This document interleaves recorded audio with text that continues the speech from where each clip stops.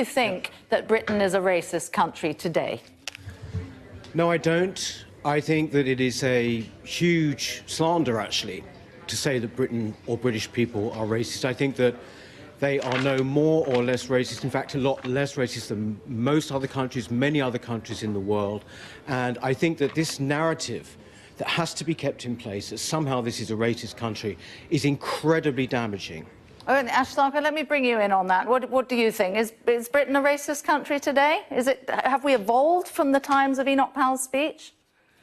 I mean, obviously a lot has changed since the time of Enoch Powell. But, you know, the reason why I'm smiling is that almost exactly a year ago, Sky News brought me in to discuss this exact topic, is Britain racist? And yet the conversation has not moved forward from that point.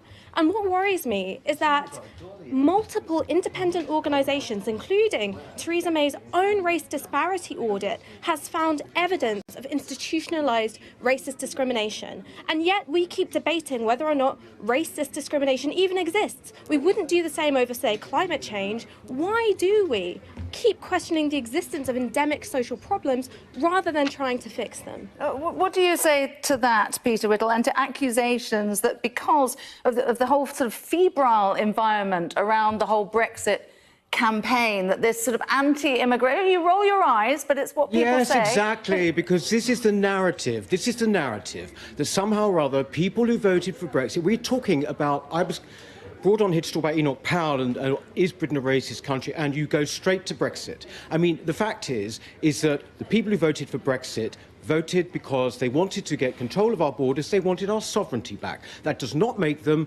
racist, bigot, xenophobic or anything. And this is something which you just slip into a question like that as though it's actually a fact. Well, it's a very natural question when you consider... It is not a natural question. It is not something that you take for granted. Home Office statistics which showed hate crimes rose 29%. They peaked right after the referendum result.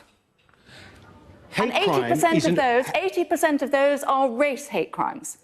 Hate crimes, right, so-called hate crimes which you're talking about there, they are hate incident statistics. They go straight onto the statistics, whether or not actually they are prosecuted or even if they are convicted as a result. If you look at the number of convictions that come from that, basically it's very, very small. It's a fraction. This was something which had to be basically to build up the narrative that somehow or other this great hate was unleashed. I'm sick and tired of British people being slandered in this way, right? When it comes to hate crime, it is an unusual thing in that it requires no evidence whatsoever. It just simply requires the say-so of the person who might be offended. That could be someone just listening to this programme now. It could be someone who's not even watching, but actually is told about it. Let me bring Ashtarka in here, because she's shaking her head. Well, your response to Peter Whittle's comments. The reason why I'm quite alarmed by his remarks is that once again we see someone denying the evidence in front of his very eyes. So why don't we move it on from hate crimes, which you say are subjective? Why don't we look at something like housing? In the past 5 years, we've seen a 22% increase in statutory homelessness. But then you break that down by race. That's a 9% increase for white people, a 71% increase in statutory homelessness for Asian people. So here we've got institutional racism. It doesn't necessarily need an individual perpetuating it, but we've got these endemic racialised outcomes. And the problem with getting, with all due respect to my fellow debater, someone who's representing a party which is polling lower than the Liberal Democrats, which is really quite some achievement, well, the problem with getting someone like him on is that he is to be trusted on this matter the way we would trust Nigel Lawson on climate change, i.e. not at all. I think you're revealing yourself by your comments there. If you want to take my party on fire, and we can, it will be very boring, actually. But the fact of the matter is, I'm on here, presumably because I was actually elected, right? Are you elected to anything? Well, let me just and yet ask you're you. on here too. I'm here as a journalist, my friend. Your party does have a problem, a reputational problem with racism, does it not? I mean, your former leader said that the basic principles of the Rivers of Blood speech were correct. I mean, what's your view? How do you defend your party's reputation when it comes down to being racist?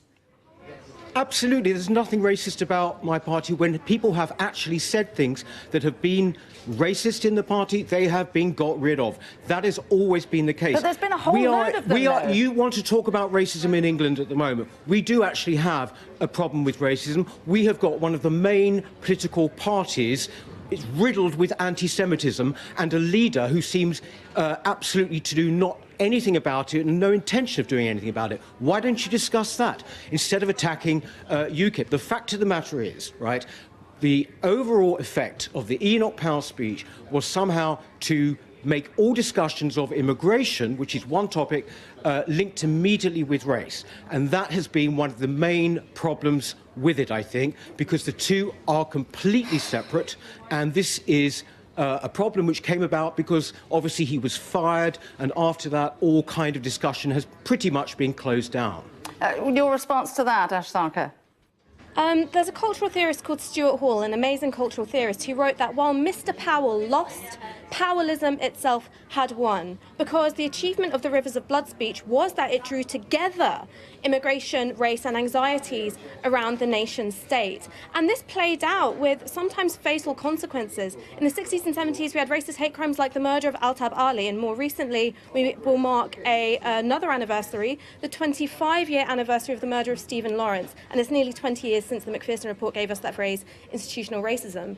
I don't think that we are adequately dealing with these issues. I totally reject that Britain is endemically racist. I think it's no question that it is not. I think it's always been a very welcoming society. And I repeat, talking about immigration, and of course, Powell was talking about 50,000 people a year. We're now talking about between 1/4 and 1/3 of a million people a year. It is completely different. It is not racist to be concerned about that. OK, Peter Whittle from UKIP and Ash Sarkar from Navarro Media, thank you very much indeed.